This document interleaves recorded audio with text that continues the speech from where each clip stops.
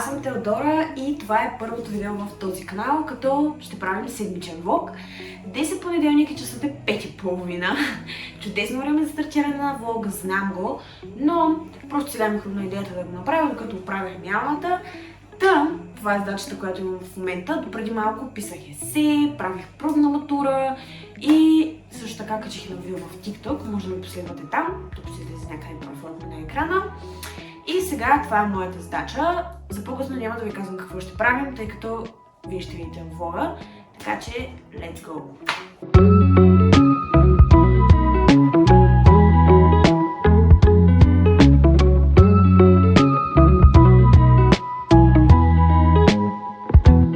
Вече приключих с мялата и всъщност това, което правя в момента е планиране за следващата седмица, тъй като развивам собствен бизнес и тези неща са от голямо значение.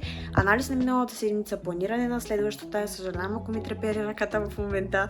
И всъщност точно това занимавам в момента. След 10-15 минути трябва да тръгна за репетиция, така че трябва да побързам, затова ви оставям за сега. Часът е 7 без малко и аз стоям на репетиция. Като съм малко по-тиха, защото съм в училище все пак. Но да, изобщо не ми се идва. Още малко. В петък е премиерата.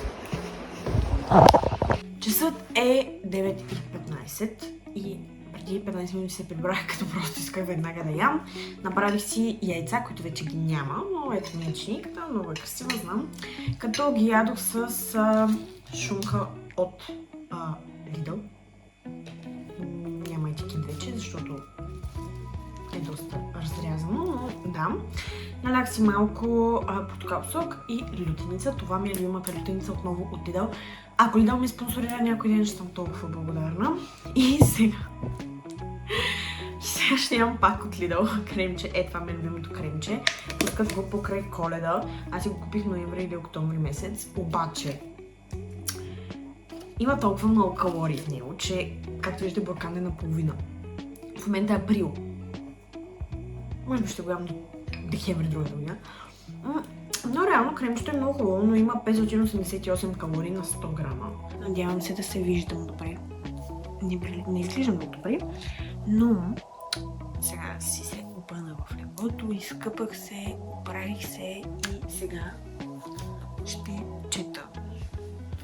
Четато ми навите вече от януари месец, но просто февруари и март нямах абсолютно никакво време за четене, затова сега го завършвам този навик, като ще си го чета. Отбелязвам си с цветни маркери, след което ще препиша нещата, които съм отбелязала с цветни маркери и да, така ще мога да ги запомня най-добре.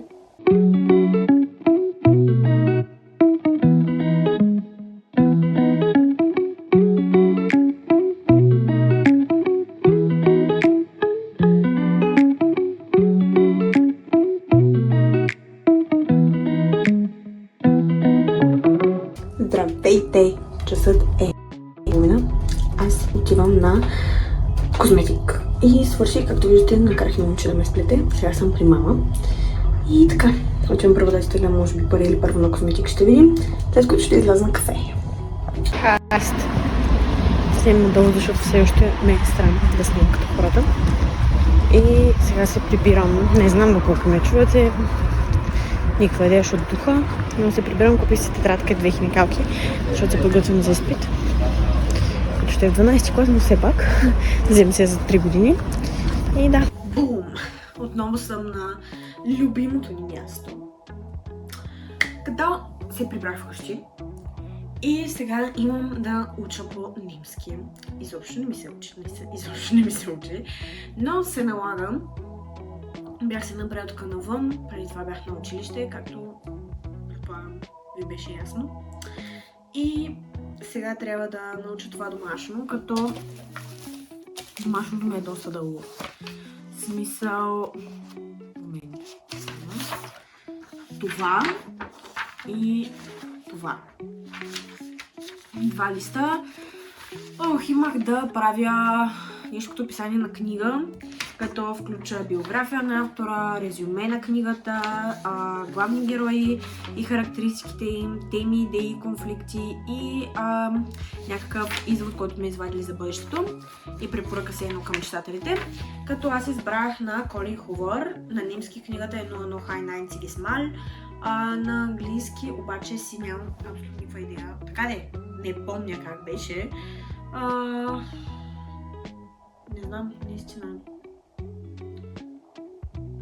Не помня, но ще я намеря, ще я сложа и тук.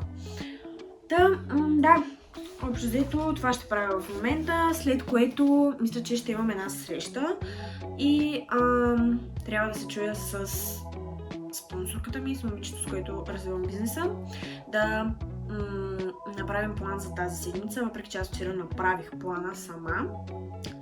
И общо това е.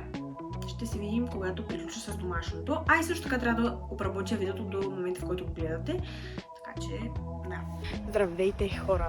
В момента се прибирам от училище и това ми е аутфита. Не се вижда в пълната си версия, тъй като се влякох сакото. И много ми пече в момента, както виждате, някъде си забравих или загубих очилата. Така че, да, сега се прибирам.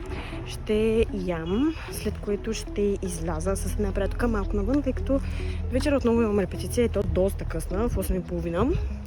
Така че, да, ще изляза, ще се прибера към 6 часа и към 8 малко ще замина на репетиция.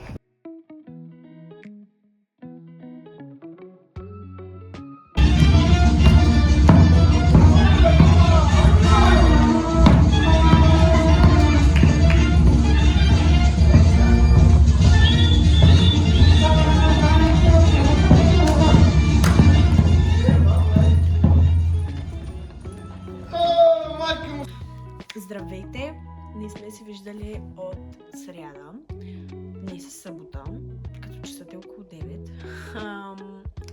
Този седмичен влог не се получи точно така, както очаквах. Т.е. очаквах да имам времето от четвъртък и петък да снимам видеа, т.е. да снимам част от влога, но не се получи. Четвъртък ми беше доста натоварен ден. Какво означава това?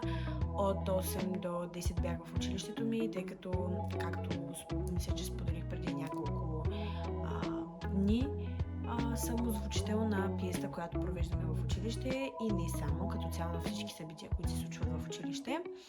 И всъщност от 8 до 10 сме изнасяли техника и закусвах.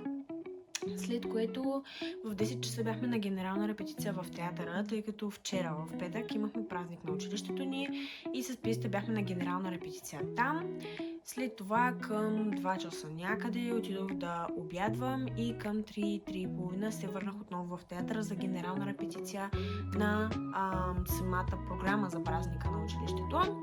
Станаха малки проблеми, стана доста напечено и всъщност в 6:30 се тръгнах от театъра и отидох в моето училище, тъй като имахме концерт, който беше с стари ученици и общо да. След като се прибрах, се изкъпах и легнах да спя, тъй като бях просто смазана от този ден. Не се бях прибирала от 8 до 10:30. След което в петък станах рано, станах към 6:30 и в 7:30, 7:40 трябваше да бъда в театъра. Взех си преди това да хапна една активия и отидох в театъра. Имахме празник на училището от 10, преди това навръзвах пултове и така нататък.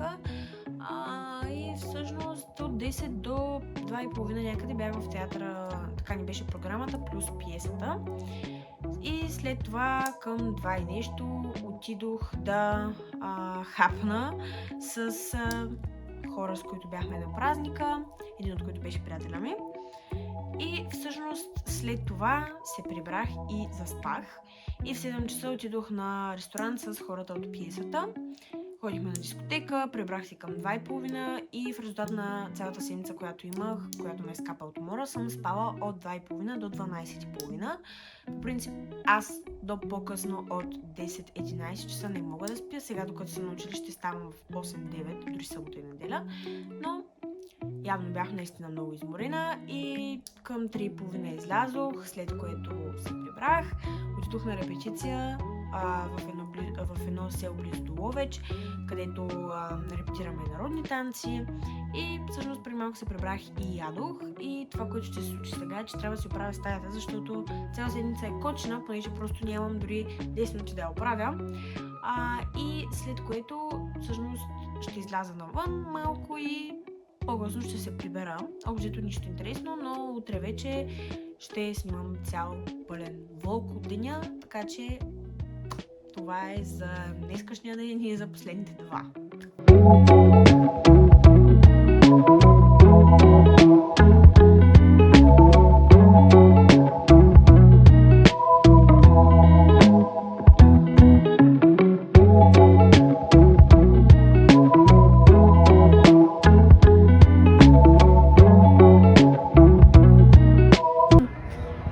Светлината на хубавия залез се включвам, за да ви кажа, че това беше седмичният влог.